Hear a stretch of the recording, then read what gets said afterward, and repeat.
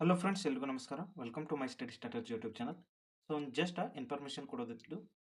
So Karnataka government jobs ಇಂದವಲ್ಲ, so ಇವು notification ಸದ್ಯದಲ್ಲೇ ಆಗ್ತಾವ ಅಂತ ಹೇಳಿದರು. ಬಟ್ ಗವರ್ನರ್ ಕಡೆಯಿಂದ ಏನೈತಿ, ಇಂಟರ್ನಲ್ ಕಾಸ್ಟ್ ರಿಸರ್ವೇಷನ್ ಬಿಲ್ ಏನೈತಿ ರಿಜೆಕ್ಟ್ ಆಗಿದೆ. ಅಂದ್ರೆ ಅದನ್ನ ಬಿಲ್ಲನ್ನು ವಾಪಸ್ ಕಳಿಸಿದ್ದಾರೆ. ಸೊ ಹಾಗಾಗಿ ಇವ ನೋಟಿಫಿಕೇಶನ್ ಆಗುವ ಸದ್ಯಕ್ಕೆ ಮುಂದೆ ಹೋಗುವ ಸಾಧ್ಯತೆ ಏನೈತಿ ಜಾಸ್ತಿನ ಅದ.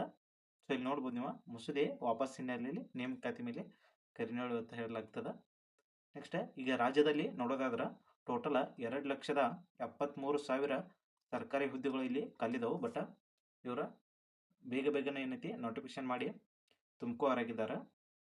ಸೊ ಈ ಇಂಟರ್ನಲ್ ಏನದಲ್ಲ, ಸೊ 56% ಏನು ರಿಸರ್ವೇಷನ್ ಕೊಟ್ಟಿದ್ದಾರೆ. ಸೊ ಇದನ್ನ ಏನೈತಿ ಹಾಗೂ ಇಂಟರ್ನಲ್ ಕಾಸ್ಟ್ ಏನೈತಿ ಈ ಥರದ ಎರಡು ಈ ತಿಂಗಳ ಎಂಡ್ನಲ್ಲಿ ಏನೈತಿ ಹೈಕೋರ್ಟ್ನಲ್ಲಿ ಈ ಥರದ ವಿಚಾರಣೆ ಅದ. ಸೊ ಅವಾಗ ಏನಾಗುತ್ತೆ ನೋಡಬೇಕು.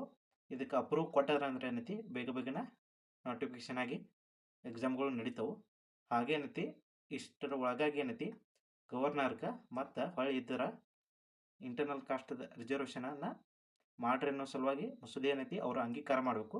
ಅಂಗೀಕಾರ ಆದ ನಂತರ ಇಲ್ಲಿ ಹೈಕೋರ್ಟ್ನಲ್ಲಿ ಕೂಡ ಇದು ಅಪ್ರೂವ್ ಆದ ನಂತರ ಏನೈತಿ ನೋಟಿಫಿಕೇಶನ್ ಆಗುತ್ತೆ. ಒಂದು ವೇಳೆ ಆಗಲಿಲ್ಲ ಅಂದ್ರೆ ಮುಂದೆ ಹೋಗೋದು ಚಾನ್ಸಸ್ ಜಾಸ್ತಿ ಅದ. ಮತ್ತು ನೆಕ್ಸ್ಟ್ ಇಲ್ಲಿ ಏಪ್ರಿಲ್ ಮತ್ತು ಮೇನಲ್ಲಿ ಏನದ, ಸೊ ಎಲೆಕ್ಷನ್ ಕೂಡ ಬರುವ ಸಾಧ್ಯತೆ ಜಾಸ್ತಿ ಅದ. ಸೊ ತಾಲೂಕ್ ಪಂಚಾಯತಿ ಹಾಗೂ ಡಿಸ್ಟ್ರಿಕ್ಟ್ ಜಿಲ್ಲಾ ಪಂಚಾಯತಿ ಏನೈತಿ ಎಲೆಕ್ಷನ್ ಬರ್ತಾವೆ ಇದೇ ತಿಂಗಳೊಳಗಾಗಿ, ಏಪ್ರಿಲ್ ಮತ್ತು ಮೇನಲ್ಲಿ. ಹಾಗಾಗಿ ಇದು ಎಲೆಕ್ಷನ್ ಮುಗಿದ ನಂತರ ಹೋಗೋ ಸಾಧ್ಯತೆ ಕೂಡ ಜಾಸ್ತಿ ಅದ. ನೋಡ್ಬೇಕು ಏನಾಗುತ್ತೆ ಅಂತ.